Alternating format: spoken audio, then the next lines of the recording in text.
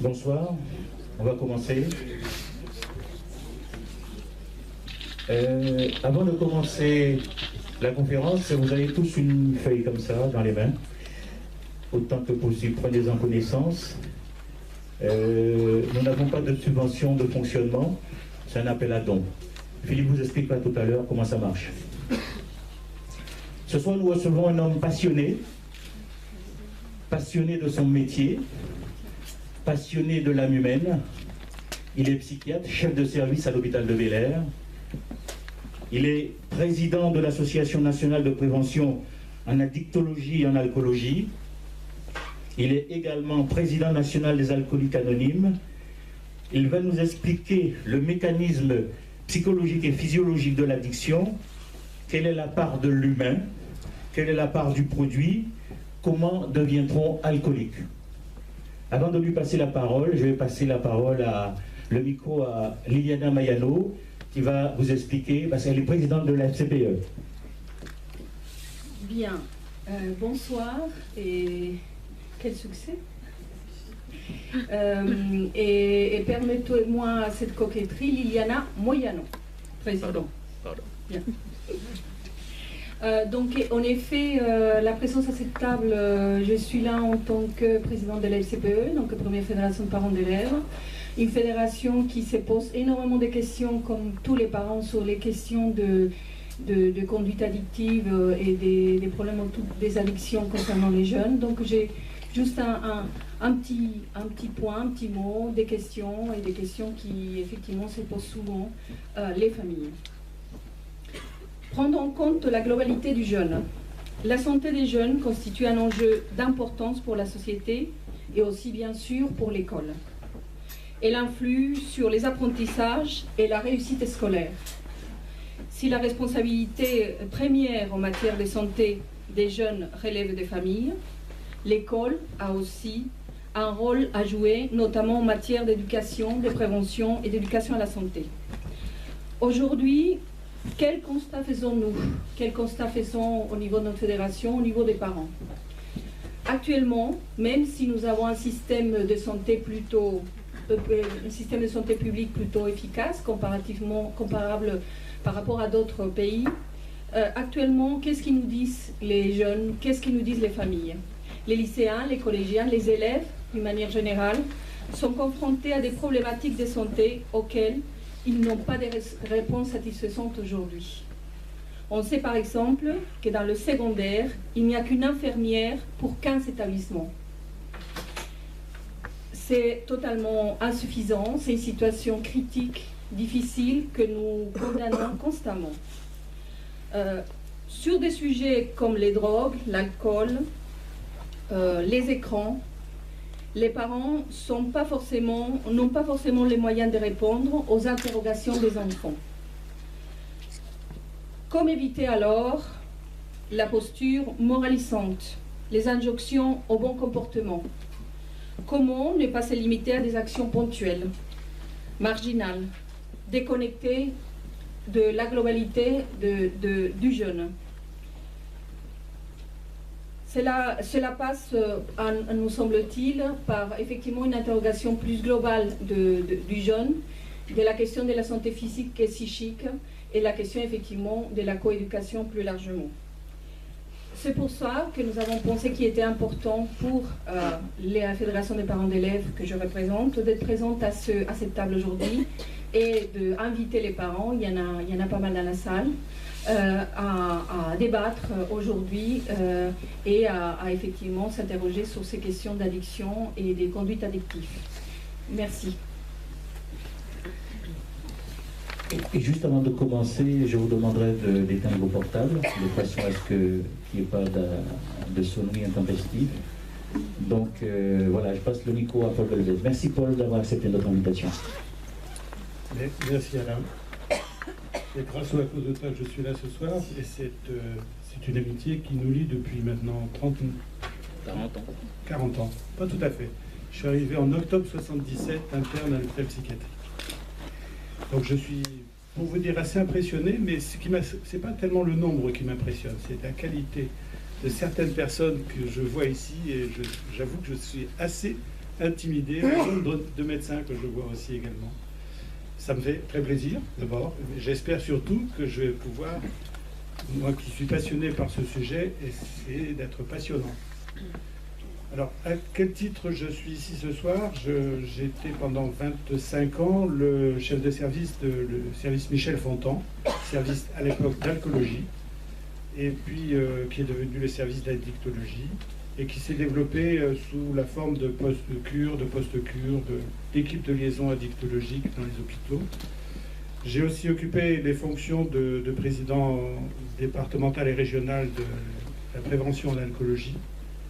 Et puis j'ai eu l'honneur que les patients alcooliques m'ont fait de me désigner comme étant leur président national. En effet, dans leur statut, les alcooliques anonymes prévoient que le président ne soit pas un alcoolique. Ça doit être un non-alcoolique. Quand ils m'ont fait cette proposition, je leur ai demandé: est-ce que vous en êtes sûr? Je suis peut-être dans ma période de déni. Donc, je suis président national. C'est un titre pas tellement honorifique, mais ça me permet d'être disponible pour eux et de rendre à la fois hommage et être reconnaissant à tout le travail qu'ils ont accompli, qu'ils continuent à accomplir, un travail pourtant bien difficile. Donc, je vais vous parler d'addiction, addiction contre addiction, parce que ces termes-là ne me conviennent pas tout à fait. Je reste basé sur le modèle de l'alcoolologie. Donc ça, je suis vraiment un expert, je pense dire un expert international pour l'alcool. Là, je ne me vante pas. Je pense que tout ce qui concerne l'alcool éthylique, je sais ce que c'est. Je connais bien le produit, je connais tout sur son histoire, je connais tout sur sa fabrication, sa diffusion, les effets sur le cerveau, sur le foie, sur tout le corps. J'ai eu beaucoup de mal à comprendre la dépendance à ces produits. Et à travers ces dépendances, j'ai été amené à rencontrer surtout énormément de personnes qui ont complètement changé mon regard sur l'homme en général, l'homme et la femme bien sûr. Donc c'est à ce titre-là, non seulement vous remercier d'être si présent ce soir, mais je voudrais surtout vous dire à quel point je suis honoré d'avoir parmi nous des personnes que je connais bien et qui, je sais quel est leur parcours, et je veux leur témoigner ma reconnaissance de ceux qui m'ont appris. Si je dois revenir longtemps en arrière, je veux dire, c'est que la médecine ne m'a pas appris grand-chose. Je savais comme tous les médecins, et j'en parle sous contrôle des médecins qui sont ici, la cirrhose, la pancréatite, tous les dégâts possibles et imaginables, ça on apprend tout ça en médecine. Mais aider une personne en difficulté avec l'alcool, on m'a pas vraiment appris ça. La psychiatrie ne m'a pas aidé non plus. Je veux dire que l'aborder les problèmes d'addictologie par la psychiatrie, j'ai eu d'abord même l'impression qu'il n'était pas nécessaire d'être psychiatre pour devenir addictologue. Par contre, avec le recul, après des années de pratique, c'est quand même utile d'avoir un psychiatre dans une équipe d'addictologie. Parce qu'il y a des fois des situations quand même qui échappent un peu sous contrôle. Alors, je suis impressionné par vous. Je suis surtout, vous voyez que j'ai aucune note. Ce thème de l'addiction, ce thème de la dépendance à l'alcool, je le développe dans des formations pour des alcoologues, je le développe sur une semaine. Et là, je vais essayer de vous le concentrer en 40 minutes. Je ne sais pas comment je vais faire. Mais je suis sûr de ne pas rester sec là-dessus. Ça, c'est sûr et certain.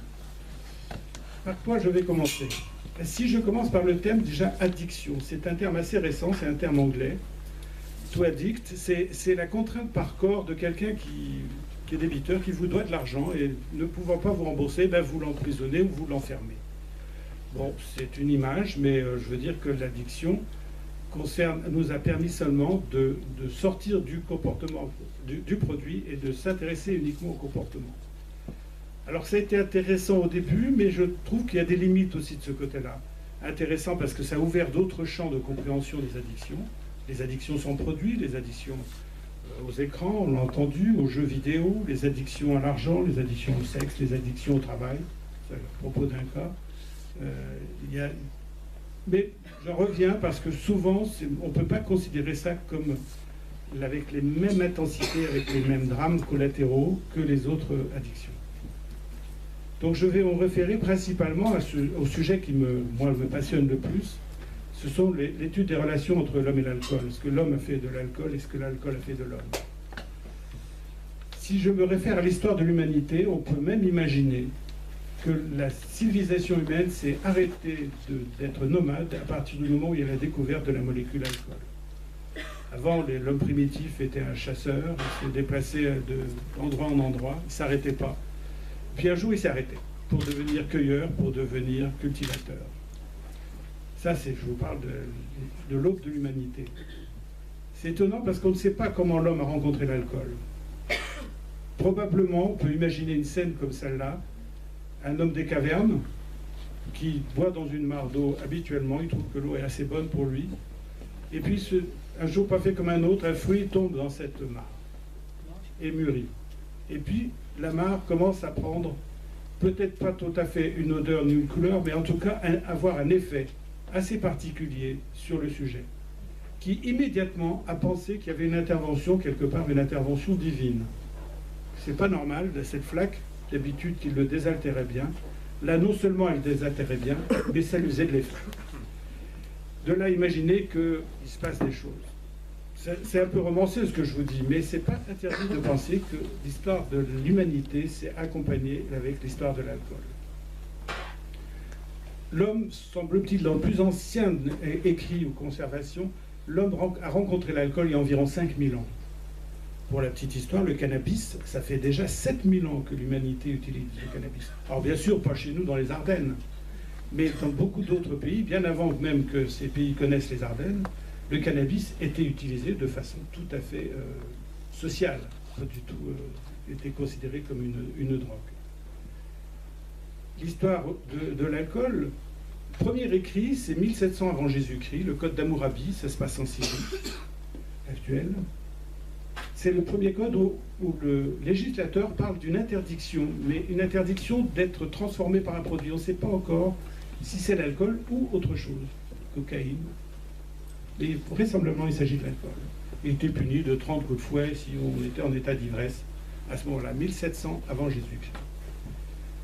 Par contre, l'homme avait vite réussi à domestiquer le principe de la fermentation, c'est-à-dire que c'est un fruit, un sucre, alors que ce soit le raisin, que ce soit la pomme, que ce soit... Mais dans les pays où il n'y a pas ces fruits sucrés, ça a été les graines. Et je pense que c'est la bière qui a été le premier produit inventé par l'homme. Les experts en bière, 2000 ans avant Jésus-Christ, c'était les pharaons, les Égyptiens. Ils étaient non seulement experts en bière, mais il n'y avait aucune manière de le stocker, aucune manière de le transporter. Parce que dès qu'elle était brassée, dès qu'elle était arrivée à ébullition, si j'ose dire, en faisant des bulles, il n'y avait plus moyen, il fallait la consommer tout de suite ou la jeter parce que ça tournait. Et les Égyptiens avaient compris un mécanisme de déshydratation au cours de la fermentation et avaient inventé des énormes galettes déshydratées qui, elles, étaient possibles de transporter à dos de chameau à travers le désert ou à travers d'autres pays. Imaginez-vous de la bière en comprimé effervescent, 2000 ans avant Jésus-Christ. Ces grosses galettes, on les transportait, on les remettait dans une jarre d'eau. Il fallait attendre 3 jours quand même, donc il ne fallait pas être pressé. Mais au bout de 3 jours, ça redonnait de la bière. Et on pouvait la consommer à ce moment-là. Transport déjà, la notion de transport.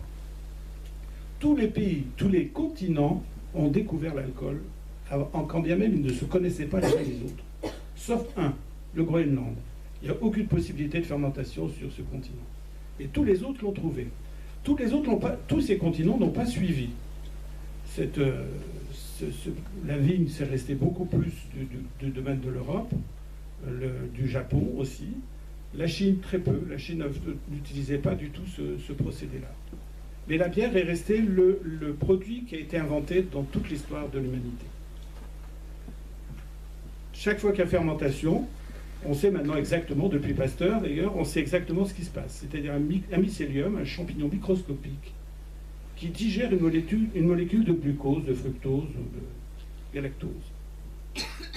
Donc il y a une intervention d'un organisme vivant, qui est un mycélium, qui est un champignon, qui digère cette molécule d'alcool et de glucose et qui la transforme en éthanol, alcool éthylique. C'est toujours la même molécule, CH3, CH2OH, une molécule minuscule qui passe partout dans l'organisme. Cette molécule a des pouvoirs extraordinaires et l'homme ne savait absolument pas ce qui se passait dans ces produits de transformation. Ce qui a fait dire à un humoriste que l'alcool est un squelette de glucose, ou voire un excrément de champignon, mais ça c'est moins poétique. La fermentation, produit naturel, je veux dire, il suffit de l'eau, il suffit du sucre, il suffit du champignon. Le champignon, il est partout, sur toutes les surfaces des fruits ou des graines. Et puis on produit de la bière. L'homme a après fait la même chose à faire avec le vin, un petit peu avec les pommes, hein, ce qui se passe en Normandie. Mais jusque-là, cette consommation restait assez confidentielle. Comme l'homme l'a toujours attribué l'alcool à un côté un peu divin, il l'a toujours associé à des fêtes. Alors bien avant le christianisme, il y avait déjà Dionysos et il y avait déjà Bacchus. Et c'est quand même, quand on relit ces textes anciens, c'était quand même systématiquement l'alcoolisation lors de ces fêtes, les bacchanales, avec eux. Dans notre vieux pays, du temps des Gaulois, donc la Gaule antique, il y avait 2 fêtes qui étaient réservées pour la bière. C'était au solstice de printemps et au solstice d'automne. Et là, tout le monde avait la possibilité d'en consommer, les femmes, les enfants, les vieillards, tout le monde, et on en consommait jusqu'à ce qu'il n'y en ait plus. Donc ça pouvait durer 1 journée, 2 journées, 3 journées, on avait le droit même à l'ivresse. Et puis, on partait retravailler dans les champs, et ça durait comme ça encore 6 mois, et on recommençait un nouveau solstice. Vous ne pouvez pas dire qu'on devenait facilement dépendant d'un produit avec ce genre d'usage. Le mot alcool est un mot qu'on prête d'origine arabe. L'article, kol, c'est poudre noire que les femmes égyptiennes se mettaient sur les paupières pour se maquiller. On n'est pas sûr de ça, mais beaucoup de personnes pensent que n'ont pas trouvé d'autres origines étymologiques du mot alcool. C'est d'ailleurs, si mes souvenirs sont bons, le Saint Louis qui, en défendant le tombeau du Christ à Jérusalem, a ramené aussi un curieux appareil en cuivre. Il a ramené la peste aussi, mais il a ramené qui s'appelle alambic, aussi un mot d'origine à la fois grecque, à la fois arabe. Al, l'article, ambix, le vase. On peut imaginer, en tout cas, que ces pays, l'histoire de l'alcool, c'est quand même bien dans ce coin-là de la Méditerranée que sont trouvées les origines. Et c'est à partir du moment où l'homme a su séparer l'alcool du produit qu'il avait fabriqué, la bière ou le vin, qu'on a commencé véritablement, soit par l'industrie, mais surtout par la diffusion, à je veux dire, alcooliser la civilisation humaine. C'est ce principe de la distillation. Il suffit de faire chauffer. Chauffer la boisson, l'alcool s'évapore à 78 degrés 3. L'eau, vous le savez. Et donc, la première chose qui s'évapore étant de l'alcool, il suffit de le condenser, on recueille, c'est clair comme de l'eau. C'est un liquide qui brûle assez facilement les muqueuses. Et c'est un produit qui est arrivé au départ, en France, en tout cas, Arnaud de Villeneuve, professeur à la faculté de médecine de Montpellier, lui, il a été fasciné par les propriétés de ce produit. Il avait même repéré, alors quand bien même on ne savait pas qu'il y avait des microbes, qu'il avait repéré qu'en se lavant les mains avec ce produit et en mettant les instruments de chirurgie dans ce produit, on réduisait de 10 fois la mortalité des opérations et des accouchements. Et il ne savait pas qu'il y avait la notion de microbes. Bien sûr, on donnait ça aussi à l'opéré pour l'assommer un bon coup, et on donnait ça aussi aux vieillards pour les regarder un peu. Et c'est ce curieux produit qui s'inflammait au contact d'une source de chaleur, l'eau de feu, hein, et qui devenait aussi, qui redonnait du tonus à des personnes moribondes, l'eau de vie.